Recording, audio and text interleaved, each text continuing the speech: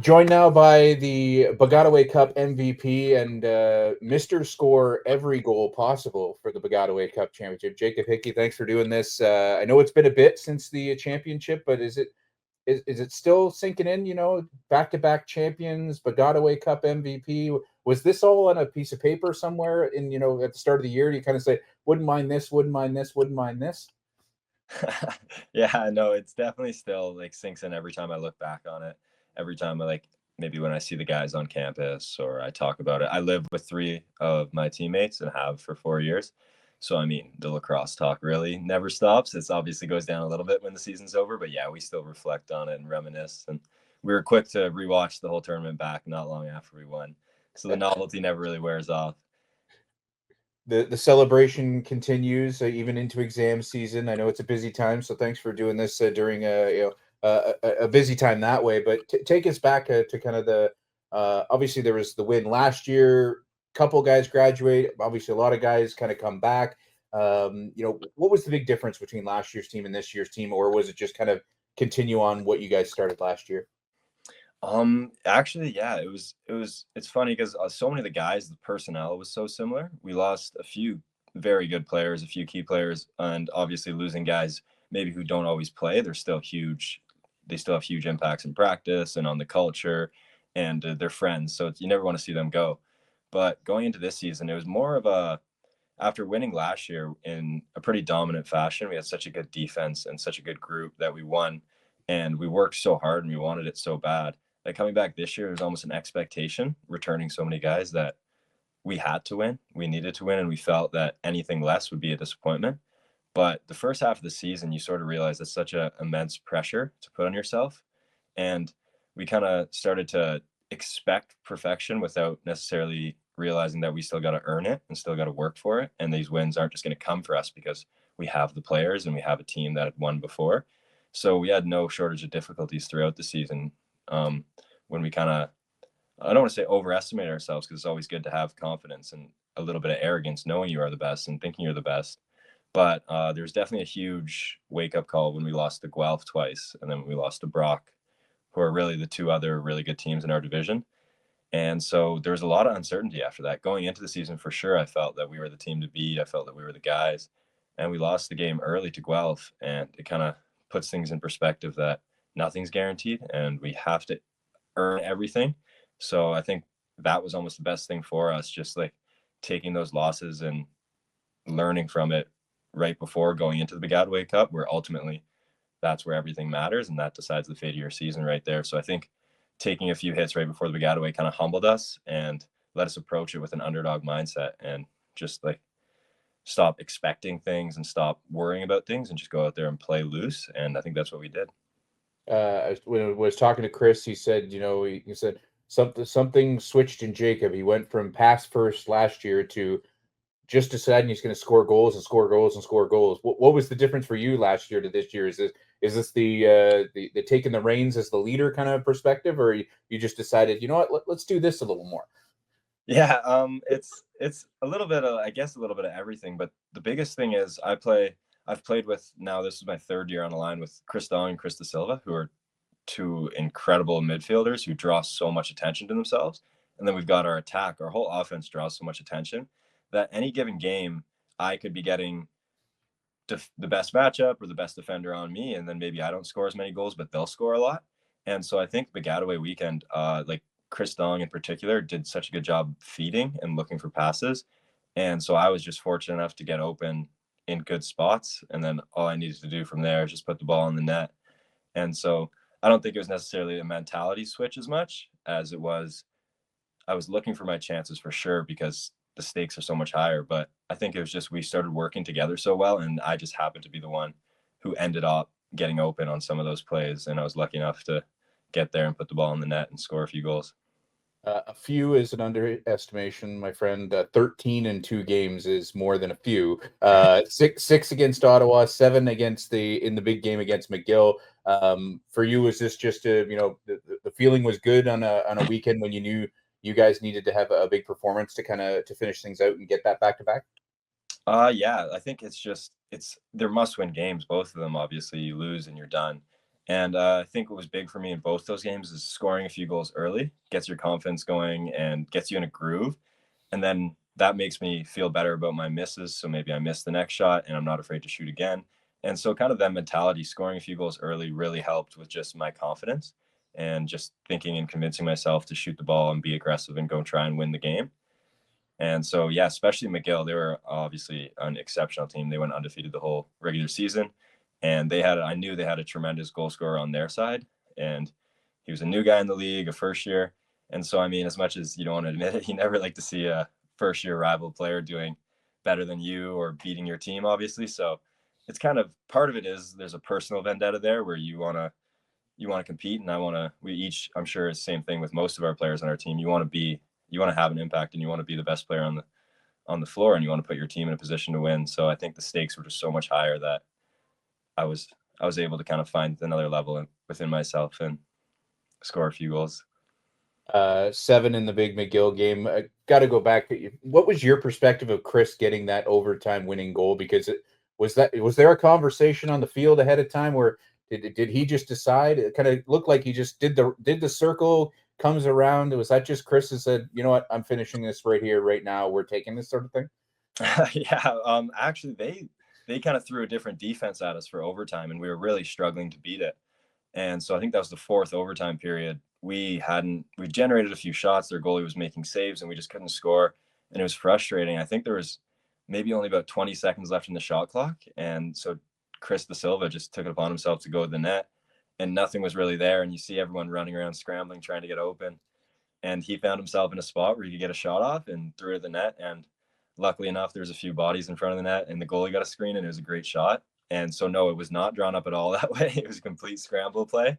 But I guess that's what good players do in big moments. So, And then you guys just kept that momentum going, because especially for some teams, when you get that, you mentioned it, the fact of McGill being undefeated and it being the 4 overtime and all that aspect. Sometimes you see teams kind of get that big win and it's almost, that was the full effort to get there. But then the Queens game, you guys just kept it going, sort of thing. Was that just a confidence situation for the whole group, sort of thing? yeah, I mean, we knew we were going to once we saw Guelph lose to Queens, we were a little bit shocked. Guelph had given us a ton of problems in the regular season. They beat us both times, and we didn't beat them. And historically, I've at my time at Western, we've struggled against Guelph. So I think we just got over the hump in McGill. Obviously, your adrenaline's through the roof, and the morale is super high. And so we saw that we were playing Queens, and that's when it became imperative that we can't take them lightly. They had just beaten Guelph, and so I think that little shift there almost made us readapt. We thought we were used to Guelph. We knew what we were going to see. And so when Queens won, we went over to one of our teammates' houses. We did a ton of film. We ate a good meal and we all got work done, those who needed to. And so we did a ton of preparation for Queens leading into that. And I think that was just huge from the coaching staff and from some of the older players to quickly change our mindset from we just won a huge game to we're in the biggest game of the year now tomorrow. So let's get ready for it. How sweet was that victory when you guys get to the end? You get those last few seconds. The score was kind of in place, latter half of that, the second half sort of thing. Take me back to that point, those last few seconds ticking off the clock, because they're the storm the field, everybody's pumped. The trophy comes out, sort of thing. Does it get any better than that? No, not really. Those last few minutes I was on the field, I remember with Chris Dong and Max Brooks, two guys who I've played with for almost my whole time here, and some older guys, and they're both gone next year, and I'm gone as well. So it's bittersweet, but I mean, there's no better way to end it, obviously, than on a win. And those last few minutes, the last 30 seconds when we were on the field with each other, kind of looking at each other in disbelief, almost that's when it kind of set in, is that last fourth quarter, the second half of the fourth quarter when we got the lead. That's when the game started to set in. And we were like, oh man, we really did that. Like that's 2 in a row. Not everybody can do that. So it was pretty special there. And I think it wasn't necessarily, I guess relief is a way to put it, because we had so much pressure on ourselves to win. And it was just the finally to be able to say we did it. We earned that back-to-back win. And I feel like that's so much more of a statement than just winning one in my 4 years here, is us as a group winning 2 championships. So it was just huge. And yeah, that feeling, never really will be topped either year. 5 guys are all Canadians, you included, as well as the MVP honor. Does that just speak to the quality of this group because it wasn't just a couple guys at one or two positions? It was kind of across the board. Yeah, I mean, as I said, we had tremendous talent all over the place. Our defense last year was by far the best defense in the league. I think one of the best defenses in the history of the league. And we returned so many guys there. And then same thing with our offense. We returned so many core guys that we just had such an amazing team. And sorry, what was the question again? Sorry. No, just the five guys in the All Canadian and the awards aspect. Does that just wrap it up quite nicely for you? So anything of what you guys were hoping to get out of this year? Yeah, I mean, for sure it does. And like, it's so nice to see so many guys get rewarded. I find oftentimes, especially in Kufla, the way the awards work is that sometimes the best players don't necessarily get recognized. And there are so many guys who I feel like had such an impact on our team that just they never really got the recognition they deserved. So to see a few more guys get the recognition they finally deserved, I mean, it's huge. And it obviously nobody really cares about the awards at the end of the day as long as we win a championship. But it's always nice, and anyone who says they're not a little bit proud of it is lying. I was really happy to share that with 4 or 5 guys on the team, and I mean, we're all just so happy for each other, and we have such a close group, so we all like to see each other succeed. You also had obviously the draft to the NLL, in 23. What's you said this is the swan song from the Western side of things is getting all these goals scored this year. Maybe a little bit of a hey NLL, I'm coming sort of thing. Yeah, I mean, as much as I'd like to think so, I don't know. It's a different game out there. I mean, some of those guys are coming down from scoring that many goals on the regular down in the NCAA. So it's definitely another level. And I actually, funny enough, I play defense usually in the when I play in the NLL, so I won't be scoring as many goals. But yeah, I mean, I'm just really excited for that next chapter and to go to camp and fight to make a team. And I mean, it's the best of the best players in the world. So it's ultimately where every lacrosse player strives to be.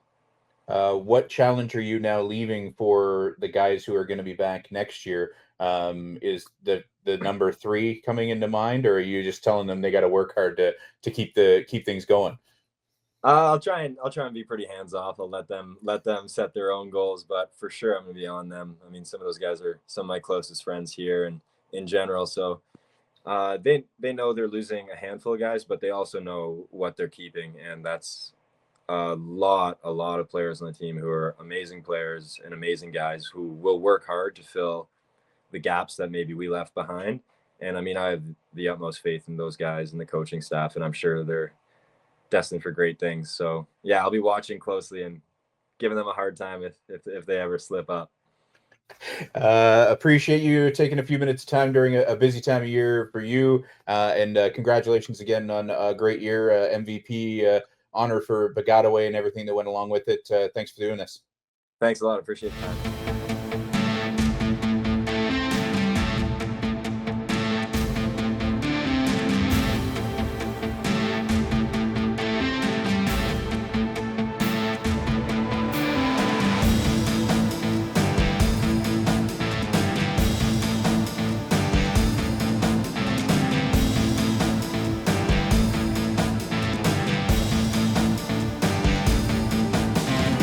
Joined now by the head coach of our men's lacrosse team. I guess, Chris, I should say the back-to-back Baggataway Cup championship men's lacrosse team. I know it's been a little bit, but it's still got to sound pretty sweet, doesn't it?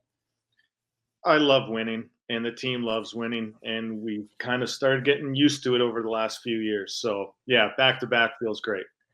The 2 here, there was the 4-year run before COVID. I feel like for the men's lacrosse team, there was kind of like the COVID break was like this. There was the 4-peat, and now there's the back-to-back. The team's had a pretty good run here now with 9 total championships in Baggataway. Anyways, what's going so well with the team right now? Because I know since you've taken over, things have obviously just kind of continued on that upward pattern that we've seen in the last number of years. Yeah, we've been fortunate to have a lot of great players, and so players that have got winning experience and who have learned what it takes to win, and then they've been able to pass that off to different groups. and each group has had to learn for themselves how to win. And so, the path to winning has been different all 6 times over the last 8 years. And, the coaching staff and myself are really happy for this group, because we felt they were, talented enough and driven enough to earn 2 cups. And so we're thrilled that they did. It was a bit of a journey, definitely this season, to, relearn, what we needed to do, and how to play, to be a championship team. And thankfully, we were able to learn that and come together in the last weekend to pull off the repeat. You mentioned obviously the fact there was last year's group and this year's group. You had some, obviously the nature of university sports. You have some guys graduate. You have a goaltender who pretty much was like, Mr. Everything a little bit. He wins the purple blanket last year. How different was last year's team to this year's team in that sense?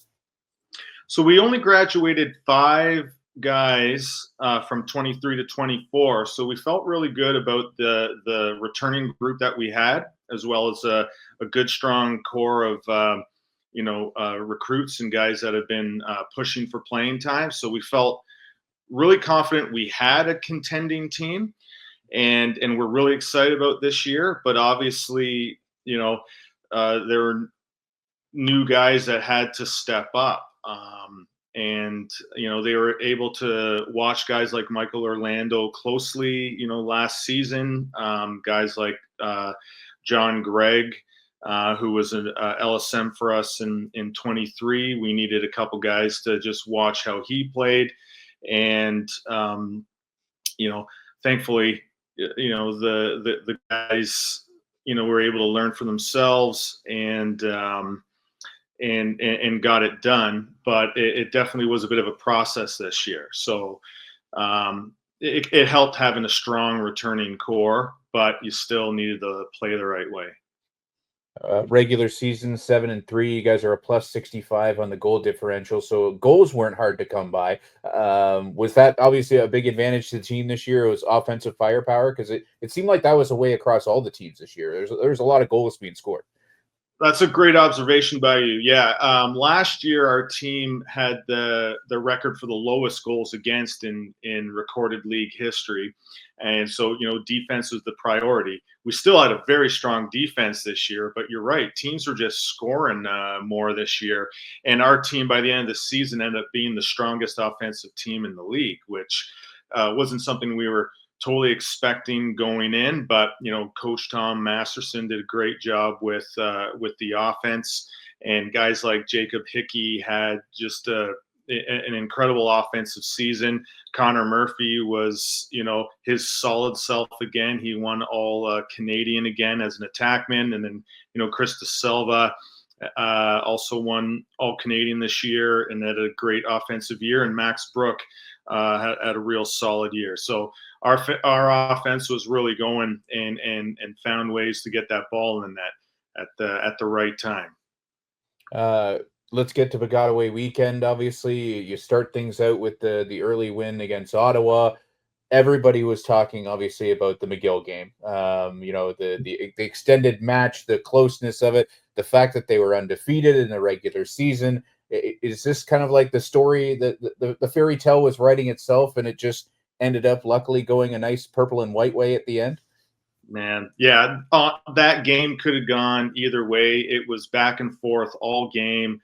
To have 4 overtimes, I've watched that game at least 3 times since we played it, and you see some block shots, you see some missed opportunities. You can't believe certain breaks you got at different points, goals we could have scored earlier in the overtime, and then who else but Krista Silva with a couple seconds to go gets that game winner, exciting fashion. And it was totally thrilling, but also humbling, because again, it's a 4 overtime game. It could go either way. McGill was a very strong team, very good, and we had to absolutely play our best.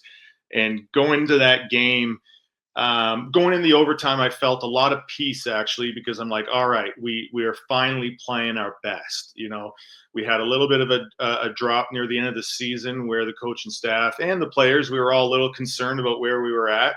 But for that, regulation, 4 quarters of regulation, it was like, okay, our team actually arrived.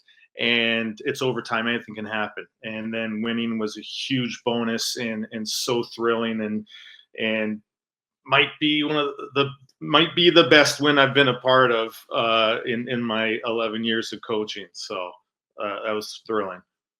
Was that winning goal some kind of a planned play situation, or was that just Chris being Chris and basically take the ball and make something happen? Because it looked like he just it was almost like you could almost read the web stream where you're like, Chris has just decided I'm taking this and I'm doing this and this is happening right now.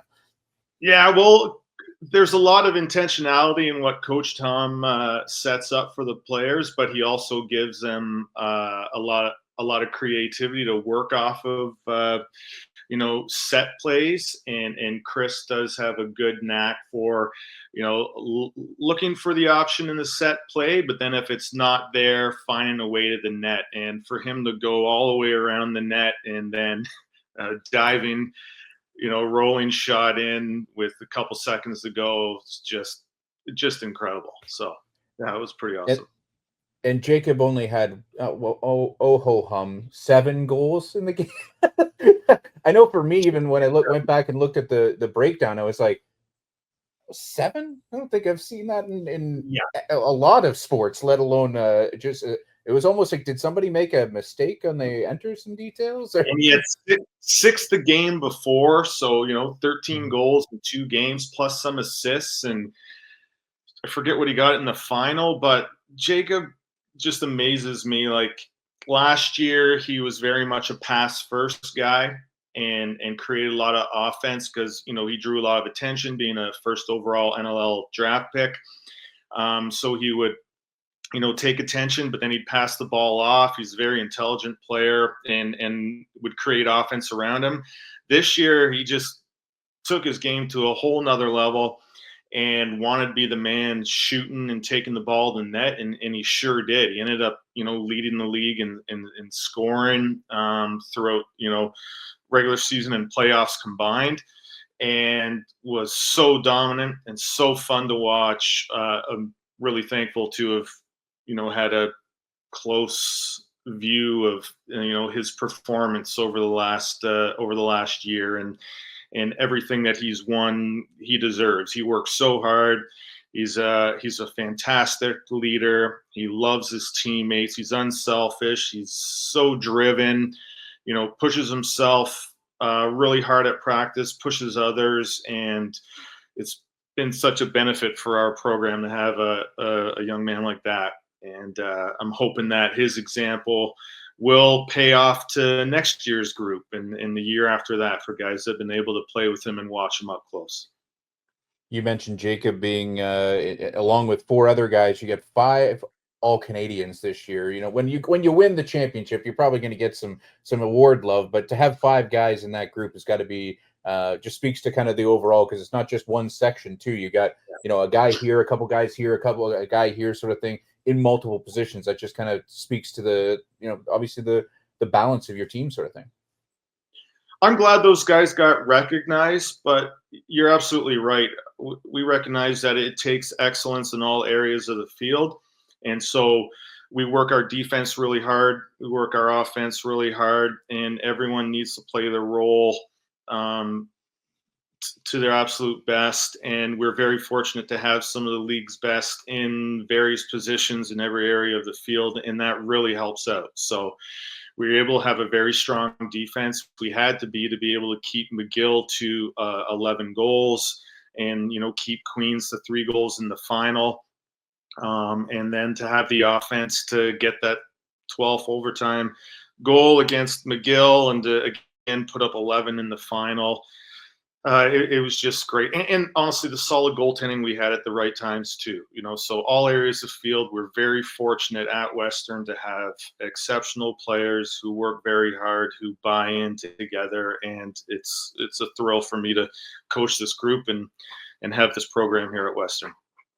I don't know if the word challenge is correct here, but when you get the McGill win and everybody kind of knew going in with undefeated and so on and so forth, was it a challenge to keep the momentum going into that Queens game, or did the guys? It looked like it was just kind of the pendulum just kept going up. It wasn't a scenario of like we peak with a McGill win and then we try and make it through the Queens game. It looked like that enthusiasm kept going. Yeah, so we sent the boys back to the hotel to rest and let the coaches go to the semifinal game, which was Queens and Guelph. And obviously, we didn't know who we were going to face. But as we watched that game, we started to see, wow, Queens is very good and sneaky good. And they caught Guelph by surprise and upset Guelph, another undefeated team. And so we didn't want to take anything for granted. We've learned over the last 8 years that nothing is easy, and you have to have a real killer instinct, or else a real opportunity will slip away. And so we took Queens very seriously, and the boys did too. I mean, they're obviously thrilled to win that semifinal game, but I think the leadership group was also smart that, hey, we now have an opportunity that we weren't sure we were going to have, and we need to take it. And so we prepared for them really hard over the last, over that 12 hours leading up to the final game, and thankfully we did. And even during the game, it was close for the first half. I believe we were up 3-2, and then at one point it was 6-3, and I still wasn't feeling comfortable because I felt that Queens could come back like any bounces. We saw what happened against Guelph. We saw what they did to Brock. And then once it got to 7-3, I think I started to breathe a little bit more. But yeah, for 3/4 of that game, I thought this could go sideways if we don't continue to play smart. So you're absolutely right. We had to take them very seriously. There was no letdown, thankfully. At what point do people start talking about the three-peat, or is that just a word that doesn't happen right now? Oh, we're still really enjoying this repeat, three-peat. Oh, we are graduating a lot of players this year, a lot of key players. But again, we've got a group and we've got guys that have been able to work and observe and see what it takes. The guys that are coming back next year have been already talking about it. And so we'll see what kind of work they put in over the next 6 to 8 months as they prepare for next season, and how they grow as players. And we'll cross next year's bridge when we get there. But our plan at Western is to always be a contender, and then see what the process is like through the regular season, and then hopefully just be peaking at the right time and give her another good run next year. So that's our attitude. We love winning and we want to go for it, but we recognize it's a process. So what are the guys going to do over the next 6 to 8 months to be that much better and actually be able to challenge next year? That sounds like a coach's challenge to the athletes to me. That's we would like it, but let's put the work in, sort of thing. Yeah, for all those listening. Yeah. Sounds good. I appreciate your time, man. Obviously, congratulations again for you and the group on a great year, and thanks for doing this. Appreciate it. Oh man, Ryan, thanks for the attention you've given us, and yeah, being at Western's great. Love all the people we get to work with, and thank you for your time. So.